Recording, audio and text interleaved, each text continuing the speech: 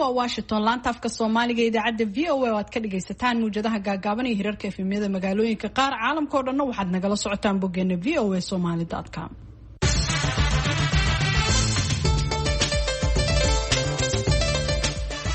subax wanaagsan dhegeystayaal dhammaantiinba meel kastoo aad joogtaan waa aroornimo sabti ah bisha juunna waa 19 sanadka 2021 saacadda afrikada bari waa 6:00 aroornimo Washingtonna waa 11:00 habeenimo idaacadeena saaka iyo caalamka waxaa idin soo jeedinaya Sahra Cabdi Axmed iyo anigoo ah Falastiin Axmed Iimaan.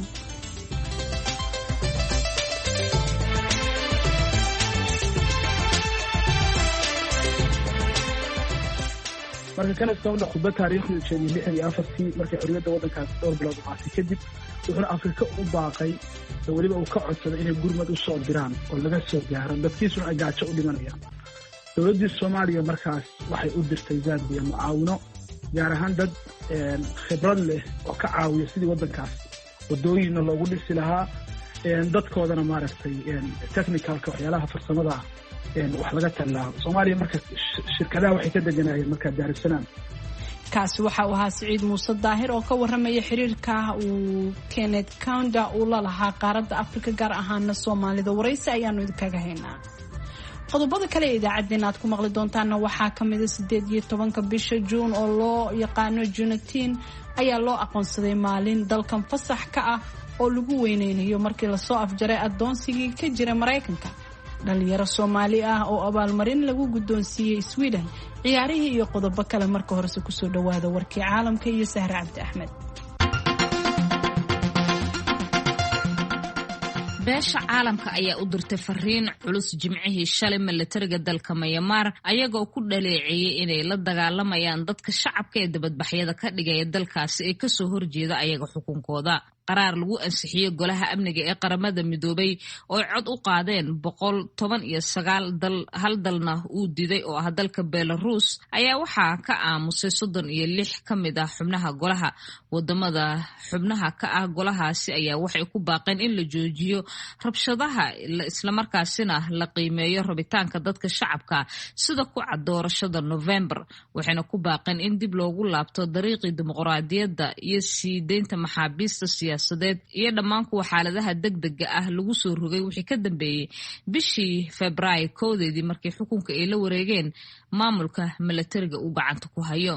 iyadoo sharciyada awoodeed lagu dul saarayo in hab caalami ah iyadoo sharciyada awoodeed ee golaha amniga qaramada midoobay lagu joojinayo hub ka yimaada beesha caalamka oo gala dalkaasi ayaa golaha amniga ee qaramada midoobay waxaa sidoo kaleeto ay bayaankooda shalayto ku baaqeen in dhammaan dalalka dunida ay ka hortagaan in hub uu ku qulqulo dalka Myanmar isla markaasina ay qayb ka noqoto xasradaha halkaasi ka taagan.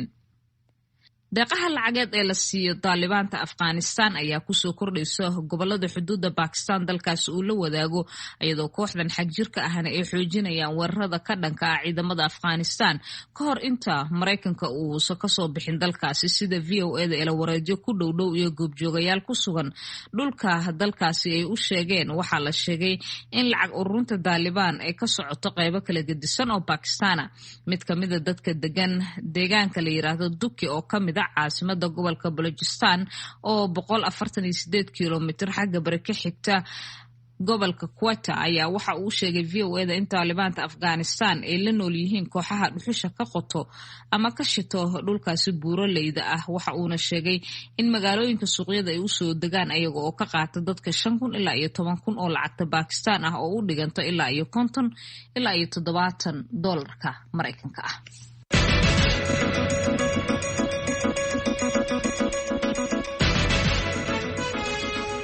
mahadsan Sahra Cabdi Axmed oo warka caalamka nala socodsiinaysay. madaxweynihii ugu horreeyay ee dalka Zambia Kenneth Kaunda oo kamid ahaa hogaamiyaashii soo maray qaaradda Afrika xilligii gumeystay la dirarkii ayaa ku geeriyooday da'da 97 sano jirka.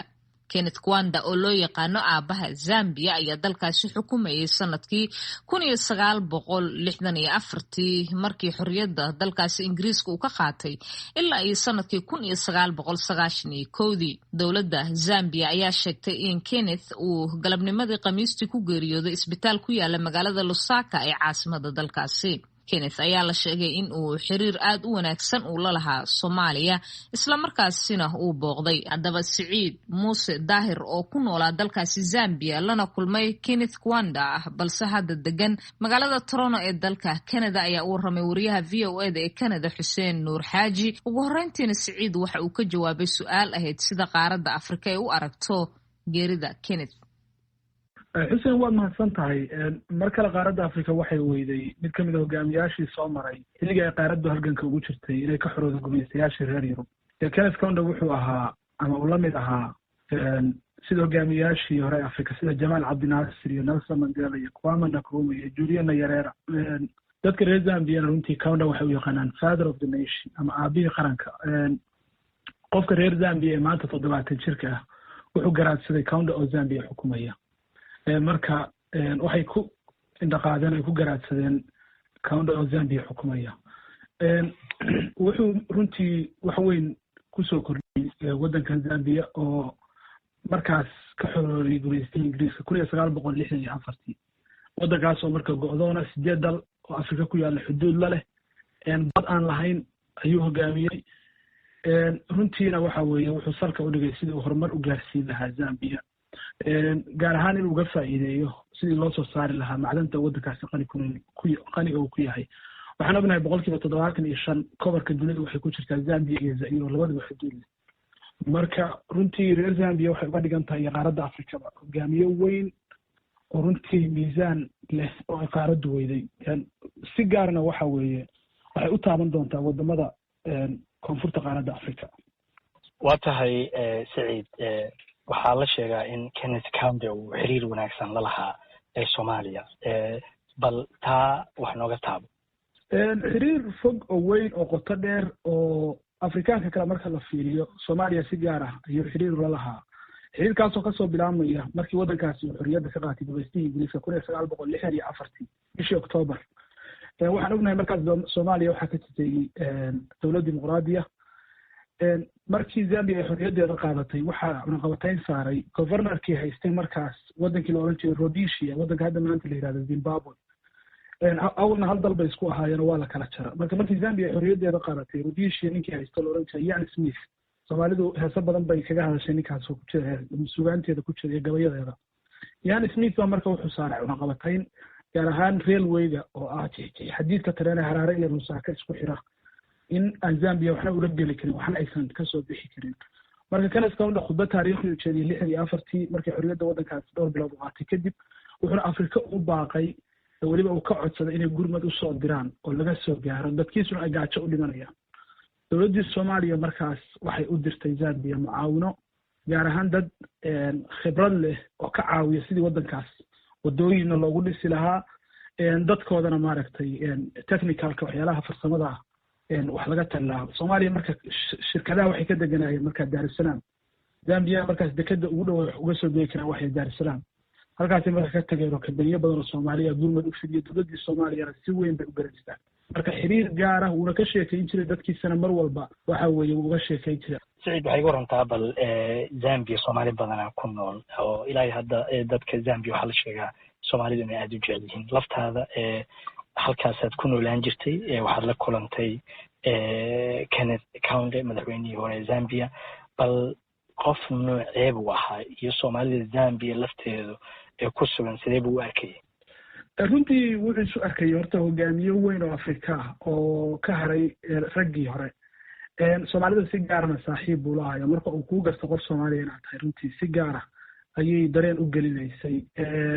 2012 baan ugu mar la kulmay. wuxuuna runtii nooga sheekeeyay dhowr qiso oo markaas Soomaaliya ka qabsaday.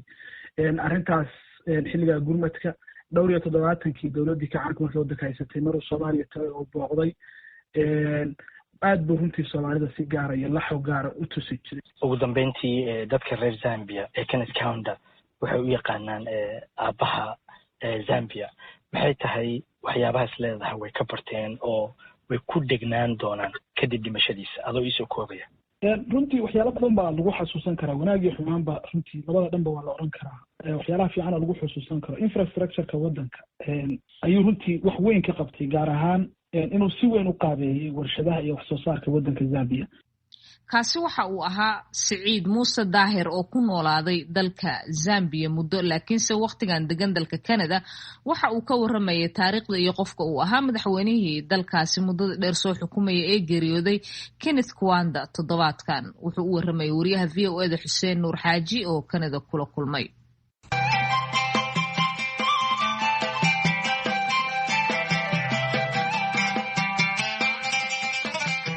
madaxweynaha dalkan Mareykanka Joe Biden ayaa khamiistii saxiixay sharci ka dhigaya maalin ciid ah 18 Juun oo loogu magac daray Juneteenth si loogu maamuuso maalinta la soo afjaray adoonsigii Mareykanka.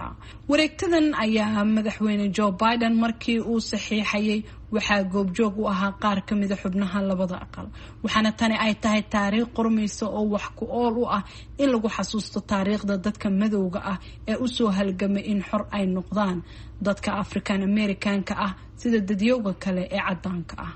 Sahra Cabdi Axmed ayaa la xiriirtay aqoon-yahano ku sugan gudaha dalkan Mareykanka waxayna weydiisay waxa ay ka dhigan tahay maalintan. Warbixintan ayay nooga diyaarisay. maalinkan loo yaqaano Juneteenth ee Mareykanka loo asteeyay in lagu xusuusto maalintii la soo afjaray adoonsiga dadka madowga ah ee African Americanka ee dalka Mareykanka ayaa waxaa si rasmi ah uga dhigan tahay inay noqotay maalin feesta ah oo heer federaal ah oo gobolada guud ahaan dalka Mareykanka la fasaxayo shaqaalaha. waxayna maanta oo Jimco ah gobolada qaarkood fasaxay shaqaalahooda dawladda si loo maamuuso maalintan. qaar ka mid ah gobolada dalka Mareykanka ayaa horay dhaqdhaqaaq aanan badnayn oo lagu aqoonsanayo maalintan iyo ahmiyadda ay leedahay u meelmariyay. Faarax Maxamuud Maxamed waa qoraad degan gobolka Virginia ee dalka Mareykanka. waxa uu ka sheekeynayaa goorta ay bilaabatay maalintan iyo sidoo kaleeto taariikh ahaan waxa ay ka dhigan tahay. horta maalinta loo yaqaano Juneteenth ee Mareykanka dadka madoobay gaar ahaan xusaan taariikhdeedu waxay ahayd June 1965 taasoo ahayd markii ciidamada koonfurta jabeen generaalkii ugu dambeeyey Robert E. Lee ku jabay magaalo Virginia ku taalo la yiraahdo Appomattox ayaa magaalada waxaa gaadhay la yidhaahdo Galveston oo Texas ku taala nin ciidamo isagu watay waqooyiga Gordon Granger loo oran jiray.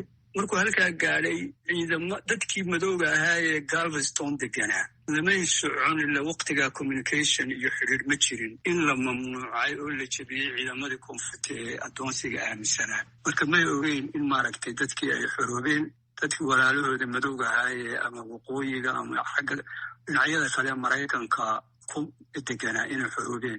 markaasay noqotay dadkii ugu dambeeyey ee laga xoreeyay adoonsiga in markaa la xuska iyagaa bilaabay. dadka African Americanka ee waqti badan u soo halgamay inay xoroobaan maxay haddaba uga dhigan tahay munaasabadan heer Faysal Maxamed Xaaji Mukhtaar waxa uu baraka yahay jaamacadda Savannah ee gobolka Georgia. waxa uuna ku tilmaamay aqoonsiga Juneteenth maalin ahmiyad u leh dhammaan qowmiyadaha Mareykanka iyadoo aanan loo eegin kaliya dadka madowga ah ee soo dhibtooday. waa runtii guul oo aad iyo aad farxadeeda leh. Juneteenth in loo aqoonsaday inay noqotay maaragtay ciid oo wadani ah. Mareykanka ciido badan male, waa 11 ciidood kaliya uu leeyahay.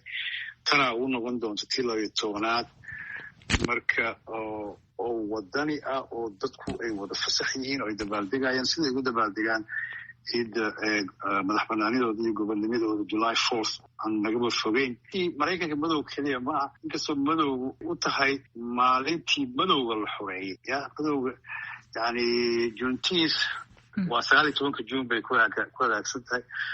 gobolada qaarkood gobolada koonfureed teensiga yani wuxuu kasoo bilaabdaa 13 14 15 waa lasoo ilaa 19 maanta ayay u dabaaldegi jireen. laakiin yani runtii ku dhawaaqida bayaankan maaragtay baaqan oo ahaa in la xoreeyey dadkii la adoonsan jiray waxa uu dhacay January 1 1863 u dhacay. maalinkan ayaa ahayd maalin magaceeda iyo taariikhdeeda uu soo jiray waqti aad u dheer. ku dhawaaqista bayaankan maanta la ansixiyey ee Juneteenth waxa uu soo baxay muddo laga joogo 24 bilood markii lagu dhawaaqay, taas oo keentay in June 19 lagu dhawaaqo sida uu ku macneeyay Professor Maxamed Xaaji Mukhtaar mar kale oo taariikhda keenaya. 19 waxaa lagu xusuusta waayo gobolada koofureed waxaa usii koofuraysan Texas iyo maaragtay Texas baa qolooyinkii joogay 2 sano iyo bar kadib ayay maqleenba inay xor yihiin dadkii madoobaa oo koonfureedaan ah reer koonfureedaan ahaa yani maba ay ogeenba yani maba ay maqal baaqi oo xorriyadda oo dhacay January 1 1963 waxa unbay maqleen January maxaa yidhahdaa June 19 1865 2 sano iyo bar kadib ayay maqleen marka intaana way dabaaldegayeen nasiib daro laakiin looma ogoleen intaa waa dhacdaadinayay maanta marka waxay tahay runtii farxad yaab leh farxad weyn oo ay ku farxaan dadkii madoobaa iyo xataa Maraykanka kale oo aan madow ahayn. Warbaahinta Maraykanka iyo dadka aqoon-yahanada ayaa ku tilmaamay in maalmaha fasaxa ee heerka qaran ee Maraykanka oo loo aqoonsaday Juneteenth inay ka mid noqoto ay ka turjumayso in lagu xusuusto xanuunkii iyo halgankii ay soo mareen dadka African Americanka ee ayagu xorriyadoodii muddo soo doonay. sidoo kaleetana waxa ay ku soo beegmaysaa xilli gudaha dalka Maraykanka waayadii ugu dambeysay ay si weyn uga socotay dhaqdhaqaaqa la magac baxay Black Lives Matter oo ka dhigan in ay muhiim tahay nolosha dadka madowga ah kadib markii dhalinyaro meelo kala gedisanay gudaha dalkan Maraykanka goboladiisa ay booliisku isku dhaceen qaarkoodna ay gacanta booliiska ku dhinteen si kastoo ay ahaataba maanta ayaa waxay uga dhigan tahay dadyoga kala gedisan ee dalkan Maraykanka gaar ahaan kuwa laga tirada badan yahay iyo sidoo kale qowmiyadaha kala gedisan ee Maraykanka maalin ku asteysan mid kamida fasaxyada heerka qaran ee dadku ay kaga nasanayaan shaqooyinka guryahooda. mahadsanid Sahra Cabdi Axmed oo warbixintaasi noo soo diyaarisay inana socodsiinaysay.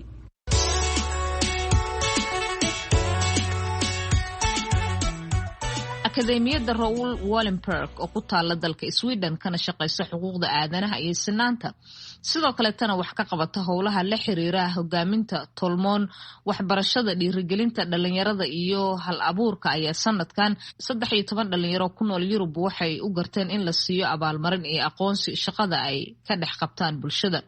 dhalinyaradaasi waxaa kamid ah Maxamed Shaceeb Axmed, Maxamed Amiin oo ah wiil Soomaali Swedish ah oo deganaa magaalada Sinsha oo dhinaca bari ka kulaashay magaalada Stockholm ee dalkaasi Sweden. wariyaha VOA-da Cabdixaafid Cawl Ismaaciil ayaa Maxamed Amiin ka wareystay ururkan iyo abaalmarinta loo gartay in la guddoonsiyo wuxuuna ku bilaabayaa sharaxaadda ururka abaalmarinta bixinaya.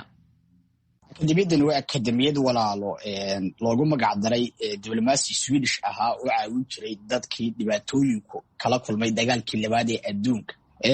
shaqooyinkii wanaagsanaa oo ninkaas qaban jiray iyadoo oo ay dad badan dhiirigelisay ayaa 2001 la aasaasay macad ama akademiyad loogu magac daray diblomaasigaas oo la yiraahdo Raoul Wallenberg. 2001 markii la aasaasay akademiyadu waxay bilowday in ay barto dhalinyarada waxbarasho kala duwan sida hogaaminta, hal-abuurka iyo adeeb xukmaayo xuquuqda aadanaha barashadeeda. waa tahay 13 dhalinyaro ah ayaa sanadkan la soo xulay in abaalmarin la siiyo. dhalintaasi ma Afrikaanba mise waxay ka yimaadeen jaaliyadaha degan dalka Sweden? horta waa markii ugu horeysay 13 dhalinyarada waxay ka kala yimaadeen wadamada Yurub sida Sweden. 5 kamid Sweden bay ka yimaadeen, 8 kale waxay ka yimaadeen wadamo kala duwan oo Yurub sida Francisco, Spain, Poland, wadamadaas ay ka yimaadeen. marka ma aha akademiyad ma garanaysaa society gaar ah maamusta ma kala soo dhex baxday. waa akademiyad xulata iyaga oo haysta khayraad kooban amaba adeeb xukmaayo dhaqaale kooban sameeyey isbedel bulsheed wax bulshada wanaag kusoo kordhiyey oo ma garanaysaa halabuur bulshada isbedel togan u horseedaya sameeyey ayaa adeeb xukmaayo ay maamusta. marka dhalinyaradani waxay ahaayeen kuwa sameeyey isbedelo ma garanaysaa bulshada ka dhex muuqday iyagoo waxay haystaan resource-ka haystaan oo aad iyo aad koobay. waa tahay marka adiga Maxamed ahaan waxa lagu soo xulay waynu soo noqon doonaa, laakiin dhalinyaradan kale maxaa lagu soo xulay qaab nooceeya ayaana dhalinta loo soo xulaa? waxay martaa horta qofku waa la soo magacaabaa. tusaale ahaan oo kale dad wanaagaaga iyo shaqadaad hayso la socda ayaa adeeb xukmaayo marka ay furmato in qof la magacaabo soo magacaabaya waxaad adeeb xukmaayo qabatay gudbinaya. guddida akademiyadu way eegayaan, way kala reebayaan, waxay soo saarayaan tiro xul ah oo adminis ah intii dadkii laga maarmi waayey ee lasoo magacaabay kuwaasaa markaa lasii kala saaraya guulaystayaal gudida sare ee juuriga ay u fadhiisanaysaa oo ay eegaysaa kadibna adeeba xukmaayo ay magaranaysaa connection la samaynaysaa markhaatiyo u raadinaysaa waxaan ay qofka qabtay inuu jiro wax yahay bulshadii wixii uu ka bedelayay kadibna marka waxaa xaqiijiso ayaa last stageka finalka go-aanka ugu dambeeya kama dambaystaa lagu dhawaaqayaa oo guulaystayaashii la naadinaya. waa tahay ka maxamed amiin ahaan adiga maxaa markaa lagugu soo xulay? anigu waxaa laygu soo xuloon shaqadan ma garanaysaa bulshada u hayo halkan aan joogay Sweden iyo dalkiiba tusaalahaan kale barnaamijyada deegaanka dhiigbixinta dalkii aan ma garanaysaa isku xidhkiisa iyo dhiirigelintiisa iyo abaalkeedaba ka hayo iyo halkan oo aan aad iyo aad uga shaqeeyo mentorshipka ama la talinta dhalinyarada iyo ma garanaysaa tusida wadada toolmoon iyo adeeba xukmaayo ku dhiirigelinta dhalinyarada caafimaadka maskaxdooda iyo muhiimadda ay leedahay la dagaalanka mukhaadaraadka iyo dambiyada si aanay dhalinyarada ugu dhicin iyo ma garanaysaa program aan anigu sameeyey oo la yidhaahdo hope for your development ayaa laygu soo xulay. maxamedow marka dareenkaagu waa sidee in abaalmarinta lagu soo xulay oo lagu siinayo? wallahi horta aad iyo aad buu dareenkayga ugu faraxsan yahay oo aad iyo aad baanan ugu faraxsanahay oo waxaan aaminsanahay wixii aan hayay inaan ahayn wax khalad ah ee wahaa wax wanaagsan oo ay tahay inaan kasii laba jibaaro oo kasii badiyo. aad iyo aad baanay u fiican tahay markay ku qiimeeyaan dad aan aqoon ku lahayn dad aan ma garanaysaa garanayn hadeeba xukmaayo struggle-kii marxaladihii iyo aad soo martay wax weyn bay ku samaynaysaa aniga iyo ma garanaysaa intii dhiirigelinaysay iyo intii asxaabta ilaahayd iyo intii ila shaqaynaysayba waxay u tahay wax weyn oo farxad ah oo aan iyaga iyo in kalaba u rajaynayo in meeshan iyo meel ka saraysaba la gaari karayo. dhegeystayaal markana kusoo dhawaada ciyaarihii iyo maxamuud mascade. kulan wanaagsan dhegaystayaal dhammaantiinba kuna soo dhowaada xubinta ciyaaraha. aan ku bilaaba ee koobka qaramada Yurub ayaa shalay galabkii habeenkii xalay ahaa kulamo ka tirsan la iskaga hor yimid. gruupka D ayaa waxaa fooda isku daray qaramada Croatia iyo Jamhuuriyadda Czech Republic waxaana 1-1 ay ku soo gabagabowday ciyaartaasi oo xiiso gaara lahayd. laakiin xulka qaranka ee Ingiriiska iyo Scotland oo ah laba gobol oo ka wada tirsan boqortooyada Britain ayaa waxa ay 90kii daqiiqo ciyaartii dhex martay ku soo gabagabowday eber. labadan qaran oo u muuqday kuwa xafiltan hoose uu ka dhaxeeyo ciyaartooydooduna ay isula timid kubad adag oo aan la isu naxariis falaynin ayaa koox waliba hal dhibic ka qaadatay. xulka qaranka Ingiriiska oo u muuqanayay inuu ahaa mid ka awood badan Scotland ayaa si habeenkii xalay ahaa 10 kubadeed loo dhigay lana tusay in aan laga awood yareen. ciyaaryahan Billy Gilmour oo qadka dhexe uga ciyaara xulka qaranka Scotland kana mid ah xidigaha da'da yar ee soo barbaarisay kooxda kubadda cagta ee Chelsea ayaa isagu u muuqday inuu ahaa xidigii garoonka. xidigan da'da yar ee 20 jirka ah ayaa haatan lagu naanaysay inuu yahay N'Golo Kantiga xulka qaranka Scotland. wiilkan oo mar la hadal hayayba in laga soo tago ayaa haatan u muuqanaya xidig magaciisa mar kale ku soo shaac bixiyay koobka qaramada Yurub inkastoo xidigan uu ka mid ah xidigii da'da yaraa ee markii Frank Lampard uu leylinayay kooxda Chelsea uu inta badan garoonka gelin jiray. haddana macalinka cusub ee kooxda Chelsea haatan leyliya uma aanu ogolaanin xidigan inuu ka mid noqdo kuwa uu ku xisaabtamo una qaaday koobkii kooxaha ee qaaradda Yurub ee Champions League. xulka qaranka Ingiriiska ayaa dhibicdan ay ka qaateen Scotland waxay uga dhignayd guuldaro waayo taageerayaashooda ayaa ku oriyay markii ciyaartu soo gabagabowday. taasina waxaa la leeyahay waxay qalqal ku abuuraysaa tababarahooda Gary Southgate. kulankii kale isna dhacay ee dhex maray qaramada Sweden iyo Slovakia oo ka wada tirsan gruupka E ayaa waxa uu ku soo gabagaboobay 1-1 oo xulka qaranka Sweden ay guusho ku raacday. isla gruupkaasi E kulanka ka dhiman ayaa waxaa iskaga hor imaan doona qaramada Spain iyo Poland waxaana kulankaasi la ciyaari doonaa goor dambe oo caawa. kulamada kale ee xiisaha badan ee maanta dhacaya waxaa ka mid ah xulka qaranka ee Hungary ayaa waxa uu soo dhaweynayaa Faransiiska halka Portugal iyo Jarmalkuna ay fooda isdari doonaan. xulka qaranka ee Faransiiska ayaa isagu 3 dhibcood wata waxa uuna ka hor ciyaarayaa kulanka dhex maraya Portugiiska iyo Jarmalka. taasi waxay siinaysaa fursada in haddii uu 3 dhibcood halkaasi uu ka helo uu markaasi 6 dhibcood ku qaato halkaasi iyadoo Portugiiska iyo Jarmalku ay isku jabi doonaan. Portugiiska ayaa kulankii koowaad soo badiyay halka Jarmalka laga soo badiyay.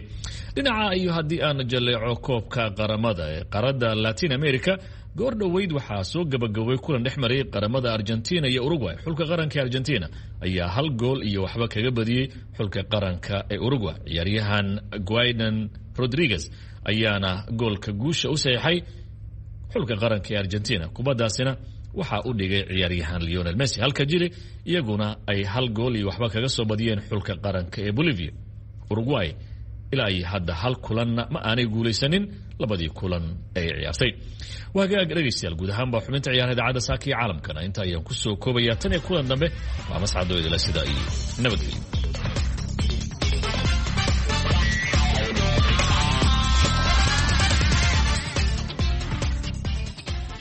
waa tahay markana codkii baxsanaa ee fanaankii allaha u naxariistay cabdisalaad beer dilaacshe iyo heestii afmadow.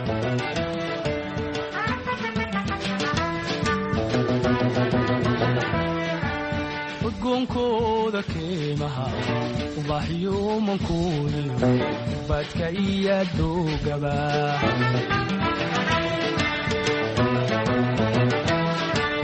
udgoonkooda keemaha ubaxyo mankoodiyo badka iyo doogaba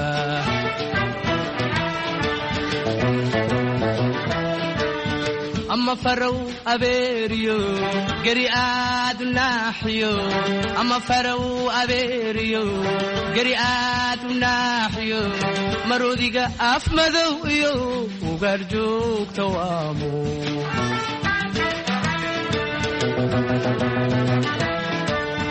ama farow abeeriyo gari aad u naaxiyo ama farow abeeriyo gari aad u naaxiyo maroodiga af madow iyo ugaar joogta waamo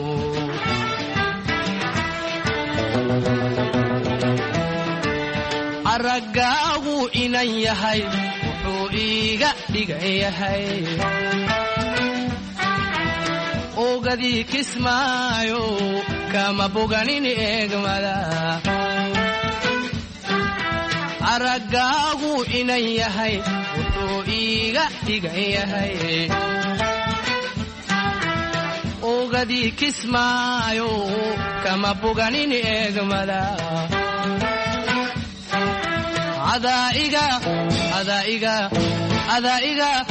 adaiga irdhoobe welika maunde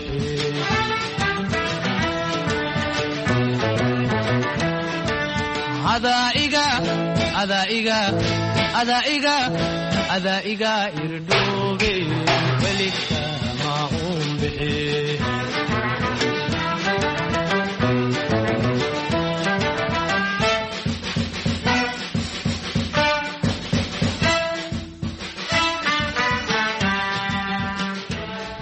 guud ahaana idaacaddeenii aroornimo dhegaystayaal waa naga intaa waxaa idinla socodsiinaya Sahra Cabdi Axmed iyo anigoo Falastiin Axmed Iimaan.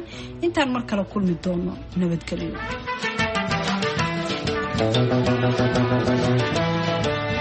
abar lama jeclaadi arligeena meelaha aad loogu faane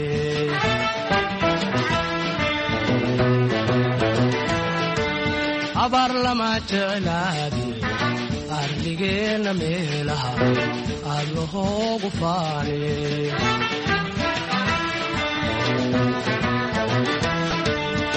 eebba hodanka yeele indhu kuugu riistaan eebba hodanka yeele indhu kuugu riistaan sida loo ammaanaan adna ku tilmaama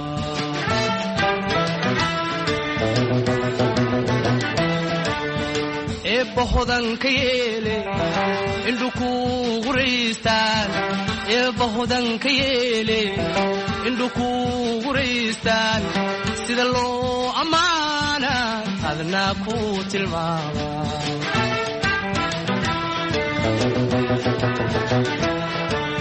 araggaagu inan yahay wuxuu iiga dhigan yahay ubaxii jamaamo kama boganin eegmada